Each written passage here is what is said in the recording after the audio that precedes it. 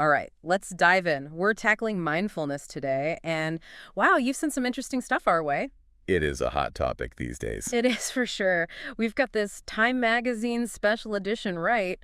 Makes it sound like mindfulness is like the golden ticket to happiness. Yeah, the cure for everything. Yeah, exactly.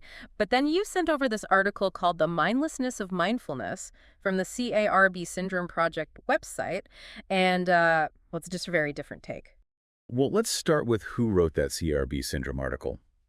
It's a guy named Dr. Bill Wilson. He's a physician, Yeah. and he's been studying neuroscience for decades, really focusing on how what we eat impacts our brains. So he reads this Time magazine piece, and, well, he's immediately skeptical. Really? Didn't buy it? Yep, not at all. See, he thinks a lot of people who are turning to mindfulness, they're actually dealing with something else entirely. An underlying brain dysfunction that he calls CARB syndrome. And he thinks that's the real root of their problems. Okay, CARB syndrome. That sounds kind of scary. Like, what is it? Is it when you eat too many carbs and you, like, turn into a monster? Not quite a monster, but it does have to do with diet. It stands for carbohydrate-associated reversible brain syndrome. Okay, so maybe not a monster, but still, our brains run on sugar, right? So is he saying that the wrong kind of sugar can actually mess them up? Like, I don't know, putting the wrong fuel in your car? Perfect analogy. That's exactly what he's saying. Long-term exposure to all these processed foods, sugary drinks, and bad fats, well, he argues it leads to all sorts of problems. In fact, he's identified 22 typical symptoms of this CARB syndrome. Wow, 22. So, like, what would it feel like if I had this? Would I just be, like, craving donuts 24/7? Or is there more to it? Well, craving donuts is actually a major red flag. That's like the leading symptom. But it goes beyond that. The difficulty concentrating, mood swings, irritability, anxiety, problems sleeping. So not just like a sugar crash, but like a constant state of brain fog. Yeah, pretty much. And according to Dr. Wilson, this makes it incredibly difficult to handle stress, to focus, just to function at your best. Okay, I'm starting to see where he's going with this mindfulness connection then. So he's saying people might be turning to mindfulness to deal with all these symptoms, right? Thinking it's a mental thing, when actually it might be this CRB syndrome thing. Exactly. And he's saying, sure, mindfulness might help you cope in the short term, but it's not getting at the root cause, which is this dysfunctional brain chemistry caused by diet. Like putting a Band-Aid on a broken leg? He uses that exact analogy. And what's even more interesting is he connects this whole CRB syndrome thing to something called affective spectrum disorder, ASD for short. So back in 2003, researchers at McLean Hospital, they started noticing that a lot of these conditions, we're talking depression, anxiety, ADHD, even things like irritable bowel syndrome, they often showed up together, like in the same person or in the same family. So, like, they were wondering, are all these seemingly different conditions actually connected somehow? Could there be a common root? Right. They called it affective spectrum disorder, but they never really figured out what that root cause might be. Ah. And that's where Dr. Wilson comes in. He sees this strong link between ASD and CARB syndrome. He thinks maybe, just maybe, CARB syndrome is actually the trigger for all these other things, the missing piece of the puzzle. That's his theory. Now, of course, not everyone in the medical community agrees with him. Sure. But it does make you think, if this is so widespread, why aren't we hearing more about it? It's a good question. So is he like a lone wolf out there shouting into the void, or are there other researchers who are on board with his ideas? It's a little bit of both, honestly. His ideas are definitely controversial, but he's not alone in his concerns about how much our diet impacts our mental and physical health. Okay, so let's say for a minute we entertain this theory, right? If this CARB syndrome is the problem, does he offer any solutions? Or are we all just doomed to crave donuts forever? No. There's hope for donut lovers, don't worry. Dr. Wilson has actually developed a whole approach to treating CARB syndrome, and it's multifaceted. Okay, so lay it on me. I'm ready to upgrade my brain. Okay, so first things first, he believes those cravings need to be addressed directly. Okay. He recommends things like medication and specific supplements to help break that cycle. L-glutamine, for example. That makes sense. You got to get those cravings under control before you can even start making healthy choices, right? So what else is in his arsenal? Well, diet, of course, is huge. He's a big fan of whole foods and suggests things like the paleo diet or even a ketogenic diet for more severe cases. And then making sure you're getting enough omega-3 fatty acids. Oh, those are the good fats, right? Like the ones we should be getting from fish and flax seeds and things like that. Exactly. And then he says restoring proper neurotransmitter levels is key. Okay, hold on. Remind me what neurotransmitters are again. They're basically like The chemical messengers in our brain, right? The things that affect our mood, our sleep, our focus. Right. He recommends a mix of 5-HTP and L-tyrosine to get things back on track there. Okay, interesting. So he's talking about more than just food, supplements too. Absolutely. Oh, and also regular exercise. Okay, well, that's never a bad thing. And he's big on magnesium L-threonate. Okay. It's a specific type of magnesium that's supposed to be great for the brain. So it's like a full brain-boosting regimen. It is. And he has this funny story about his cardiologist friend, Dr. Mike Arsenian, who's super fit, healthy, and still uses a flip phone. Wait, a flip phone? Seriously, what is it, the Stone Age? What's the story there? Well, Dr. Wilson was curious, too. He even joked with him about it, like maybe he was worried about dropping it in the toilet or something. Uh-huh. But the real reason is Dr. Arsenian just doesn't need all the apps and distractions that come with a smartphone. So he's saying this guy lives a simple, healthy life, doesn't have CARA syndrome, and just functions at this high level naturally. Exactly.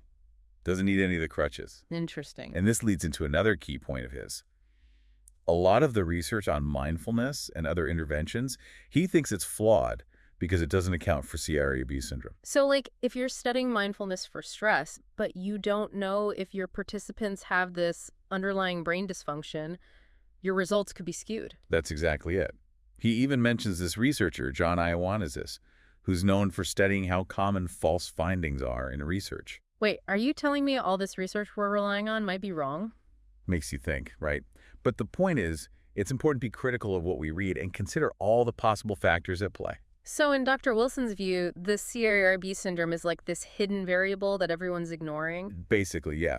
And he uses depression as an example. See, he believes there are actually two types of depression. Okay, intrigue me. So we've all heard of classic depression, right? Right, like deep sadness, no interest in things you used to enjoy. Exactly. But he says there's this other type, he calls it atypical depression. And it presents differently. So people with atypical depression might actually have an increased appetite, especially for comfort foods. They might gain weight, they still find some pleasure in things, and they often respond well to certain medications. So maybe it's less severe, more like the everyday blues kind of thing. In some ways, yeah. But here's where he throws in a real curveball.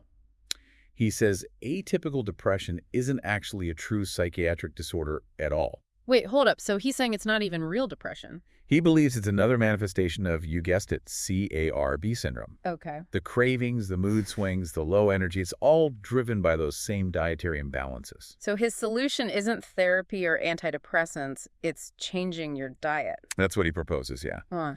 Now, this is a controversial viewpoint. Important to remember that And anyone struggling with depression should definitely talk to a professional. But it does raise questions about how we think about these conditions, how we diagnose and treat them. For sure.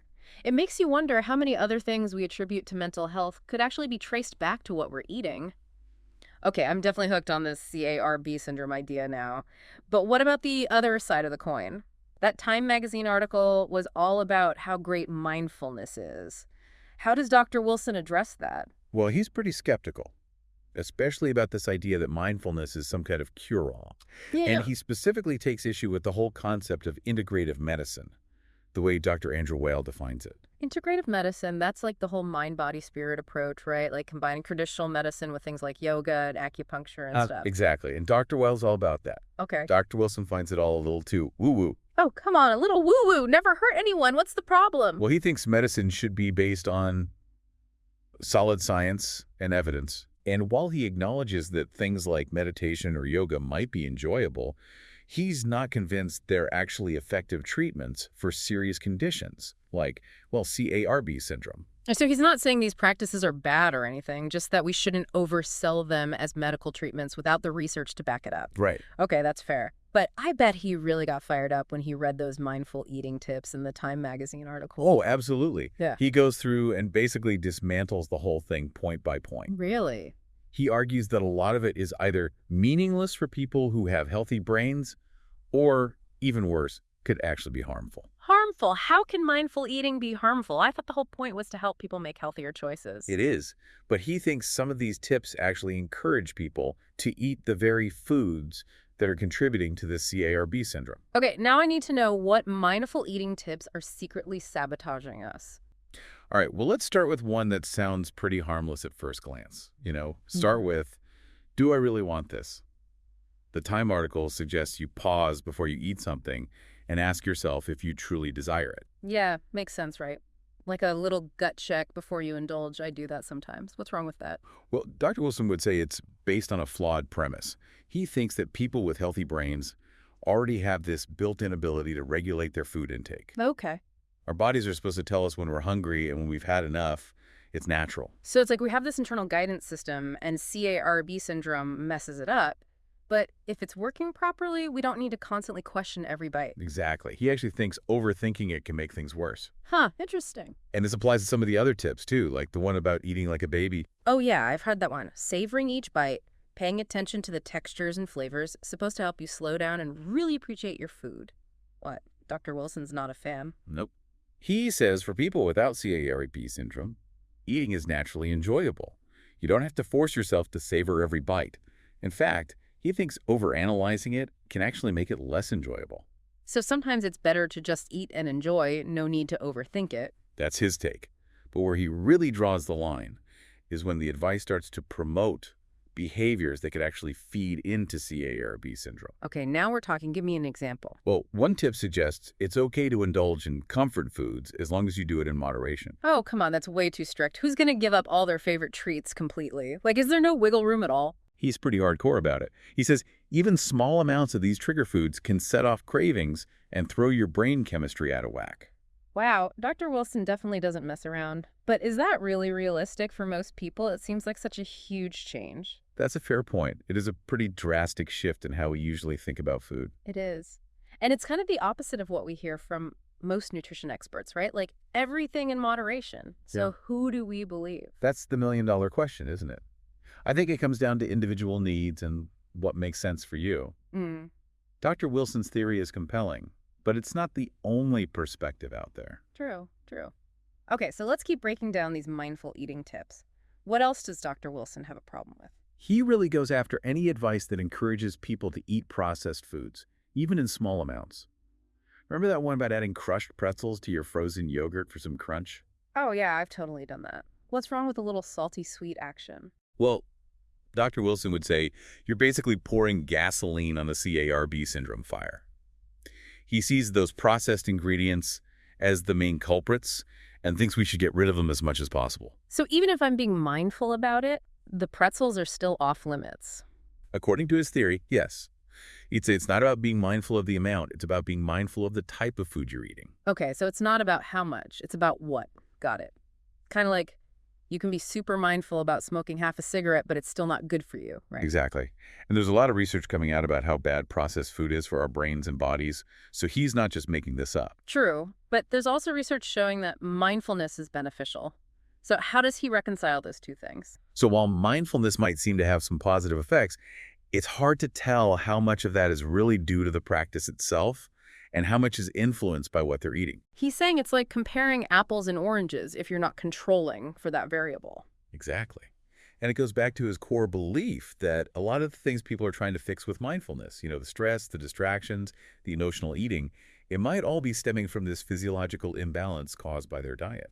So instead of trying to change how we think about food, maybe we should be focusing on changing the food itself. He'd definitely agree with that. And while his approach might seem extreme to some people, he does offer alternatives to the mindful eating tips in the Time article.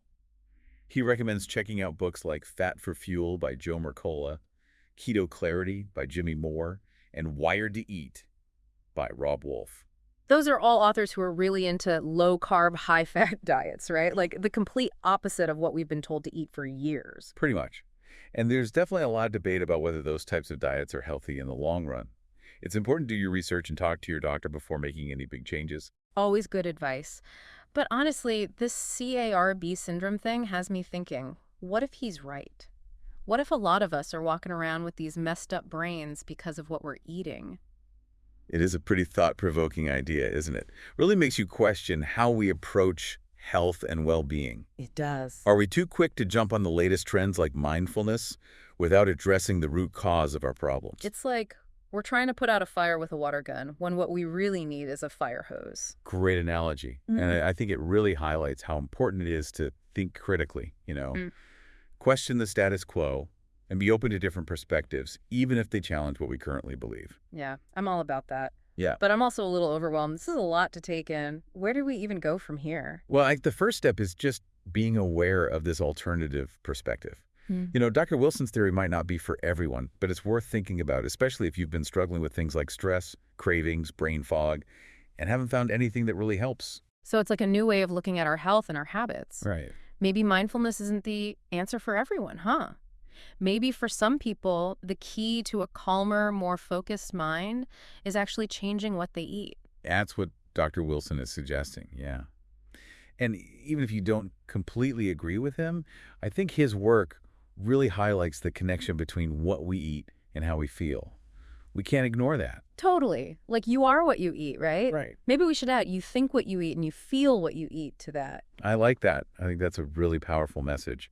So to our listener, if you've been trying mindfulness and it's not working for you, maybe it's time to broaden your horizons. Yeah, look beyond the meditation apps and yoga studios. Exactly. Take a closer look at what you're putting into your body and ask yourself, could this be part of the problem? Okay, so we've thoroughly unpacked Dr. Wilson's argument, but we haven't really talked much about the Time magazine article yet. Is there anything in there that you think holds up, even in light of this CARB syndrome idea? You're right. We've gotten so deep into Dr. Wilson's critique, we almost forgot about the other side. Right. Time magazine was praising mindfulness, calling it the key to happiness and health. What parts of their argument do you think still make sense? Well, even Dr. Wilson admits that things like meditation and yoga can be enjoyable and even helpful to some degree. Yeah. He just doesn't think they're a cure-all, especially not for something like CARB syndrome. Right, okay. So maybe not a magic solution, but could they still be helpful tools even for people dealing with this brain dysfunction? I think that's a fair conclusion. Time magazine presented mindfulness as a way to become more aware of your thoughts, your feelings, your body sensations. And that kind of awareness could be helpful in recognizing cravings that are driven by CARB syndrome. So mindfulness isn't actually fixing the problem, but it could help you see the patterns and triggers that are contributing to it, like a mindfulness-assisted diet. I like that, yeah. And Tom also talked about mindfulness as a way to manage stress and improve focus. Now, Dr. Wilson might argue those things are actually symptoms of CARB syndrome, but realistically, it's probably a combination of factors, right? Of course. Life's messy. It's never just one thing. So even if you are working on the diet part, having tools to deal with stress and focus could still be helpful. Exactly. That's where things like meditation or deep breathing exercises might come in. They might not address the root cause, but they can help you cope while you're working on those bigger changes. It's like having a first aid kit while you're waiting for the paramedics to show up, right? It's not going to fix the broken leg, but it can help with the pain until you get to the hospital. I think what we're seeing here is that even if we believe Dr. Wilson, it doesn't mean we have to completely disregard everything Time had to say about mindfulness. There could be some overlap, some areas where these two perspectives actually complement each other. Yeah, I'm seeing that too.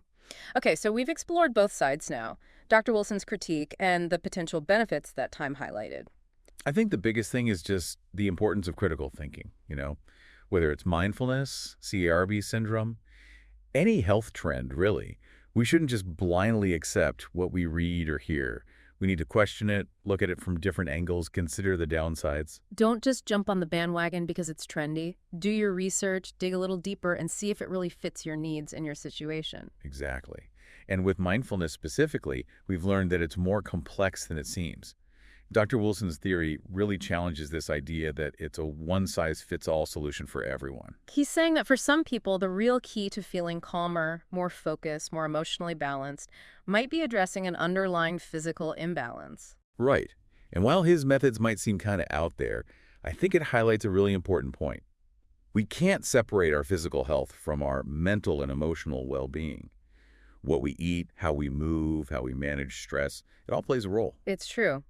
Okay, so final thoughts. Where do we leave our listener? Well, if you're dealing with issues that mindfulness is supposed to help with, but you haven't found any lasting relief, maybe it's time to look beyond those traditional approaches. Yeah, maybe it's time to take a closer look at your diet and see if that could be part of the puzzle. And even if you're not convinced about Dr. Wilson's theory, I think his work serves as a good reminder that these health challenges are often multifaceted. So to our listeners, we encourage you to keep exploring this topic. Check out the resources we mentioned, do your own research, and see what resonates with you. And most importantly, keep an open mind and trust your gut. It'll guide you on your journey to better health and well-being.